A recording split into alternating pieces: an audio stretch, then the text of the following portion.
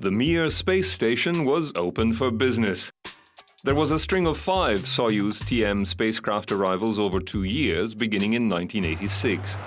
3 were long-term crews and included several cosmonauts from other countries, including Syria, Afghanistan, and France. The European Space Agency, ESA, took advantage of the Soviet capability and began extensive training of their own scientist astronauts for long stays aboard Mir. Meanwhile, the US Space Agency, NASA, did their house cleaning, redesigned the solid rocket booster on the shuttle orbiter, and on 29 September 1988, Discovery lifted off, returning America to space. It carried another TDRS satellite in its cargo bay to replace the one lost aboard Challenger. It remained in orbit for only 4 days, but the successful mission signaled NASA too was back in business. Considered flight-worthy again, the shuttle fleet commenced regular services to low Earth orbit. One of the most exciting missions was the delivery of the Hubble Space Telescope to orbit April 24, 1990. However, the dawn of a new age in deep space exploration is marred when it is discovered that the Hubble's primary mirror is faulty, rendering the optical telescope almost useless. The next Soyuz launch on September 5, 1989 was the beginning of the longest human presence in space to date. Alexander Viktorenko and Alexander Serebrov docked with Mir and prepared it for the next expansion phase. Kvant 2, another 20,000-kilogram module developed from the Almaz unit, was launched November 26th, and after a manual docking, the unit was attached to Mir and provided a new life support system and water recycling capability for the station. It also contained a new larger airlock and a new EVA backpack. The next unit, Kristall 1, which arrived May 31, 1990, was eventually attached opposite the Kvant 2 module, returning equilibrium to the Mir complex. It housed more scientific equipment and materials manufacturing furnaces. It also housed a small but elaborate greenhouse and more astronomical equipment. The Kristall unit also had 2 new docking ports designed for the Buran space shuttle, which was eventually scrapped. 2 more Mir components were being readied for launch, Spectre and Priroda. However, the crew aboard Soyuz TM-13, which was launched October 1991, was to be the last launch from the Soviet Union.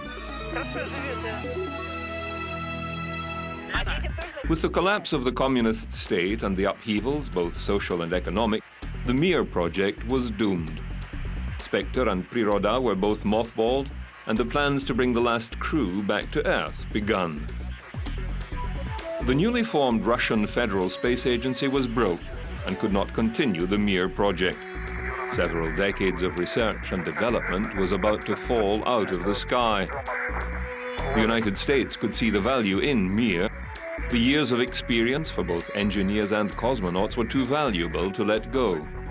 Together with the new Russian Federation, they hatched a plan. In September 1993, the Russian Prime Minister, Viktor Chernomyrdin, and the US Vice President Al Gore announced the plans for a new space station. As part of this long-term project, the US would join Russia in completing Mir and adding facilities to allow the US space shuttle to dock, calling this Phase 1 of the new station. The shuttle would provide transport to and from the station. In return, US astronauts would cohabit on board the station. Phase 2 would be the construction of a new, larger facility based on the lessons learned from Mir. What this meant was money. Money to extract the 2 Mir components out of storage, and money to develop a special docking module for the shuttle. 1st June 1995, the Spectre module, weighing a little under 20,000 kilograms, was docked to Mir. The module contained more Earth observation equipment, including atmospheric analysis equipment and surface research equipment. It also had 4 additional solar cells and generated about half of the completed station's power supply. The Joint Shuttle Mir program began slowly, cautiously. In 1994, the first cosmonaut, Sergei Krikalev, flew aboard a shuttle. The following year, in February, the shuttle flew within a stone's throw of Mir but did not dock. Next, a US astronaut flew aboard a Soyuz vessel to Mir and remained there for 115 days. Atlantis then made the first docking with Mir in June and transferred Russian crews and supplies and retrieved their astronaut, Norman Thagard. 5 months later, Atlantis returned and added a new docking module for the shuttle. Designed and built by the Russians, it was funded by the Americans. Nominal long-term crew was 3, but at times up to 6 spacefarers called Mir home. She was continuously occupied until August 1999. During this period, Russian cosmonauts were tasked with station running and upkeep. She was looking well worn and lived in after 10 years, and equipment was constantly breaking down. In March 1996, the US began a permanent presence aboard Mir. Astronaut Shannon Lucid began it with a record spaceflight of 188 days. Astronauts and scientists conducted experiments and studied human physiology, life sciences, microbiology, and material sciences. The final Earth Sciences module, Priroda, was added 26 April 1996. Now complete, the Mir space station weighed over 100,000 kilograms. Inside, she looked like a cramped labyrinth of cables and pipes, scientific equipment everywhere.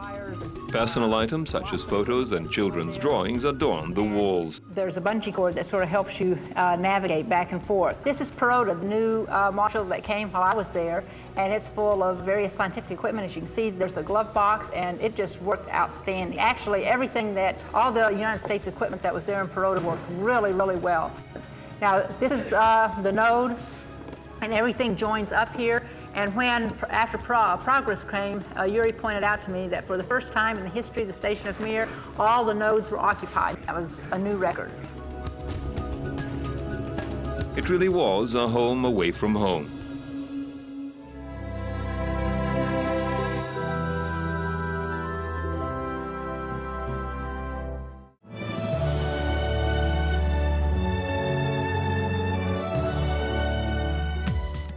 Shuttle STS-79 reached Mir in August 1996. When they finally docked and opened the hatch, they found an astronaut who couldn't wait to come back to Earth. Ready to open the hatch.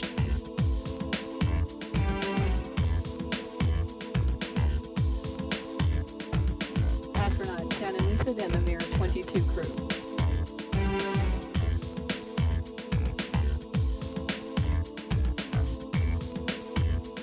Lucid had been kept on Mir 6 weeks longer than planned due to mechanical problems with Atlantis.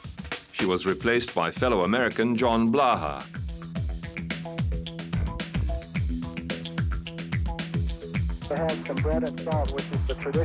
Early in the next year, Blaha was succeeded by astronaut Jerry Lininger, who became the first US astronaut to don a Russian spacesuit and perform several EVAs about Mir.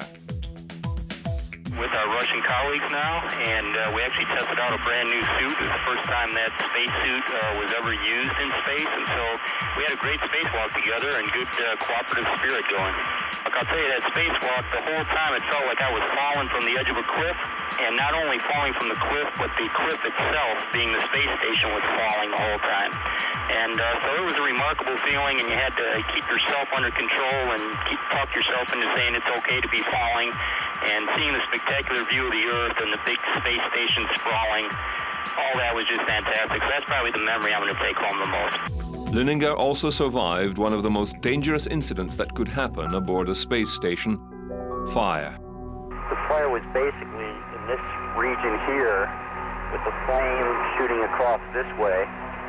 And therefore, as you can see where the camera is basically where I was at, and we had one other body in front of me. I was passing the fire extinguisher, but we can only get one person in here to fight the fire because of the flame location. And at that time, the other Soyuz was on the other side where Progress is now docked.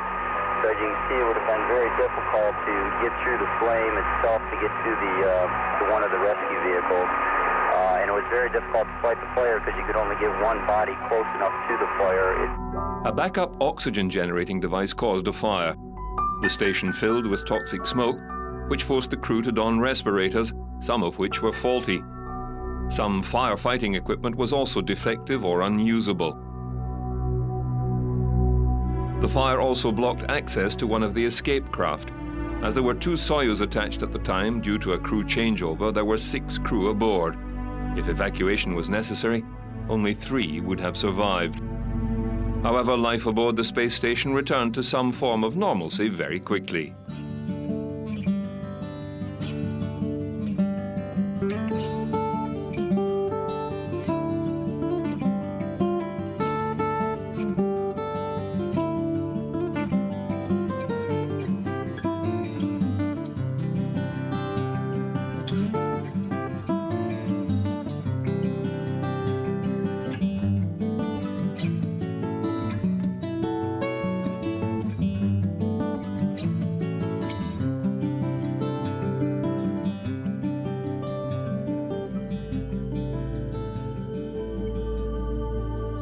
Atlantis again visited, and Linninger was replaced with British astronaut Mike Foale in May. His stay aboard Mir was even more eventful and dangerous than that of his predecessor.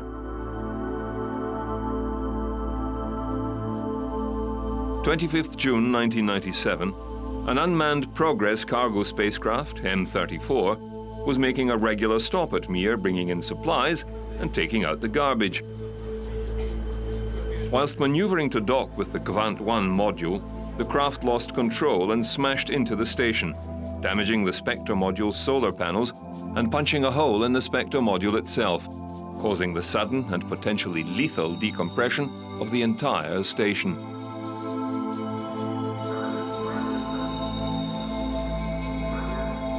We thought there was a collision imminent. The thought in our minds was we are going to have to bail out, and I was the first one to go per the procedures to the Soyuz, and there I waited. Then, as it became apparent that it wasn't a devastating puncture of the hull of Spectre module, and that we had time to work and try and isolate it, then I came out of the Soyuz, understood implicitly that we were not going to be abandoning quite yet. And we then proceeded to work together. I was Sasha Lazutkin to clear cables and hold a hatch in place over that module's entranceway. We had about 24 minutes of what we call reserve time before we had to be in the Soyuz if we hadn't isolated the leak. And so once we determined that time, and Vasily, the commander, had done that, we knew that we had some time to think carefully, clearly what we were doing and work through the problems of sealing off the leak. In order to close the hatch to the module and save the rest of the station, cosmonauts had to resort to fire axes to sever power cables, stopping the hatch from closing. This unfortunately cut the power from the solar panels, reducing the overall power to the station. The Progress had undocked from this end and had flown away for a day and was redocking at this end when they lost control. It appears that as it went by, it went down the Perota side of the core module. This is the Perota module here, and impacted this solar array, which is on the side of the Spectre module, bounced off of that, and then impacted the radiator, which is on the side of the array, and then cleared the station. 2 months later, cosmonauts from Soyuz TM-26 made repairs to the Spectre hatch, allowing the power cables to pass through the closed hatch and be reconnected, returning the station to 70% of their power requirements. It's a serious situation, and fire aboard an aircraft or spacecraft and decompression are the two most dangerous things that can happen on a orbiting vehicle. So, you know, we've had both of those. At some point, you need to step back again after the dust settles here. You need to do the immediate steps right now, obviously, and make sure we're stable up there. And then you need to step back and reevaluate.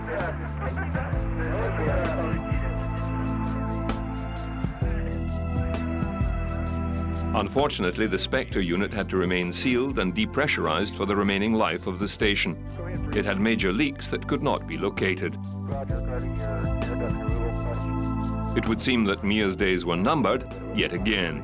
So just before the time when Mike Kennedy left.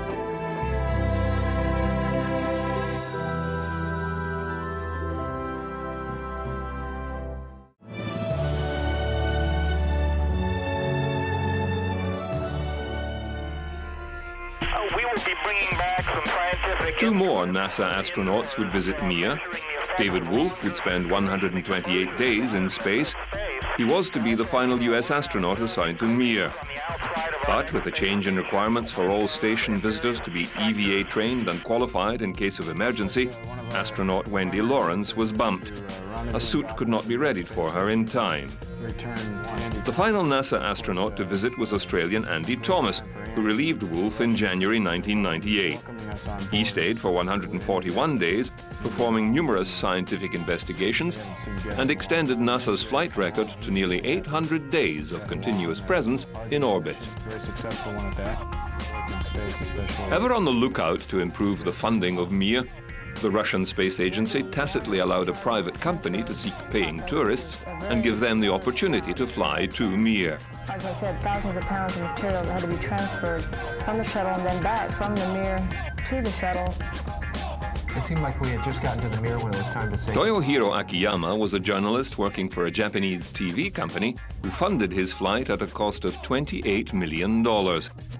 He passed basic cosmonaut training and flew aboard Soyuz TM-10 to Mir, December 1990, where he stayed for a week, reporting daily to his TV audience and conducting experiments for Japanese companies. He returned to Earth aboard the next Soyuz flight, TM-11.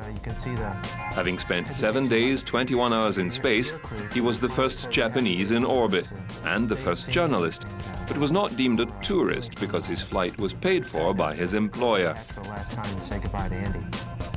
Wannabe space tourist Peter Llewellyn wanted to pay $100 million for the privilege of visiting Mir in 1999, but was declined. Dennis Tito put down $20 million for his chance to fly to Mir for 10 days. However, Mir was no longer an option, and his ticket was upgraded to the International Space Station.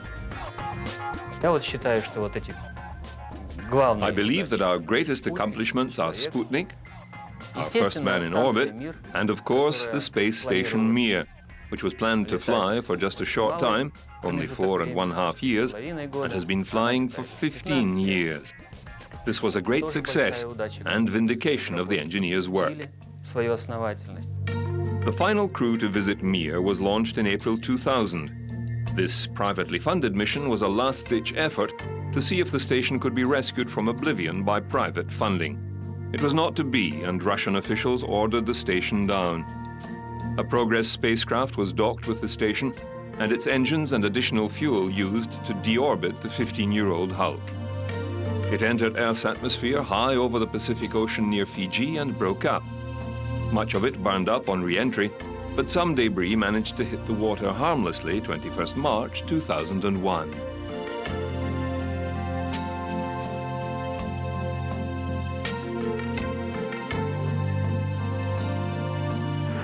Liftoff of Space Shuttle Columbia to broaden our view of the universe through the Hubble Space Telescope.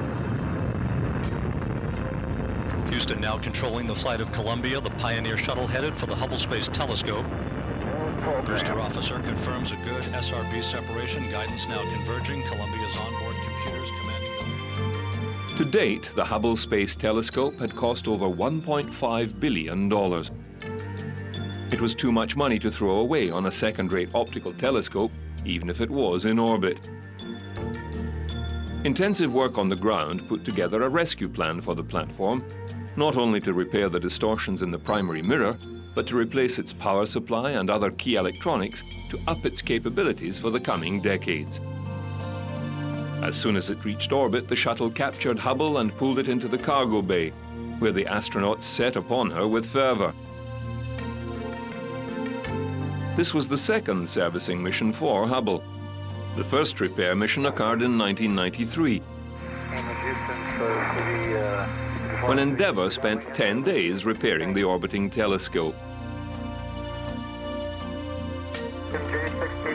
The primary task was the installation of the COSTAR corrective optics package to overcome the errors in the main mirror. Without power now for just over 4 hours in the Hubble Space Telescope. The main camera was replaced with the wide field and planetary camera, which is temporarily stowed on a mounting bracket on the side. and the solar arrays were replaced along with their drive electronics. And the 4 gyros that point the telescope at the heavens were replaced. A second repair mission was flown by Discovery in 1997, replacing imaging spectrographs and data recorders. Spacewalk officer in Mission Control Dana Weigel reports that we're about 25 minutes behind in the timeline. They also installed a solid nitrogen heatsink to help cool the near-infrared sensors, though this experimental heatsink proved to be faulty, reducing the life expectancy of the unit. In 1999, the gyros and computer were replaced when most had failed, rendering the telescope inoperative. Also added were thermal blanket insulation and a new fine guidance sensor to improve its accuracy. A further mission in March 2002 installed a new instrument, the Advanced Camera for Surveys, or ACS. The mission also revived the low-temperature NICMOS sensor, which had run out of coolant. A new cooling system was added to stabilize this system. The solar arrays were replaced for a second time with smaller, more efficient solar panels. The power distribution system was replaced, and with this additional power, all instruments aboard Hubble could be run at the same time. The handle and install the pip pin and the notice to apply pressure down here. Okay, don't push anymore, Rick. I'm not. Okay, thanks. The notice to apply pressure to doors while engaging the latch bolt. We've given it new eyes to see deeper into the universe than it's ever been able to see before. And I think you'll see that people at the Space Telescope Science Institute, universities all around the world, amateur astronomers, young and old, will be able to enjoy the beauty and inspiration that these new pictures from Hubble will bring. Hubble turned her eye towards the heavens, and what spectacular images she saw.